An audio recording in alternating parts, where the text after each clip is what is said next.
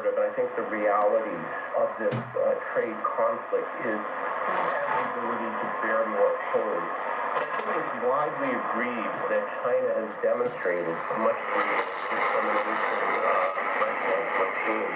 But I think also, like I would suggest, I am more optimistic about the future of the China-U.S. relationship than I've been in a very long time.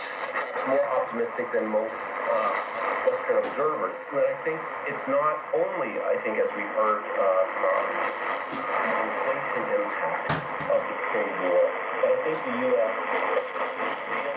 that it is very much exposed in a strategic sense to China. Rare earth metals, of course, we all spend a lot of time talking about. Boeing aircraft, not only because these are expensive items, but also in the commercial of the military industrial establishment in the United States. So again, fuel has strategic concerns. And I think finally, which has gotten very much Western media coverage in the last couple of years, the American farmer. President Trump most recently calling for China to quadruple its purchases of American soybeans. So I think these are three very, very important issues that has really, I think, the U.S. its fantasy that is China. So I think this is one reason for my optimism. The second reason I think is perhaps even more significant, and that is the U.S. has long believed that it has to join China's technological rise, especially in artificial intelligence.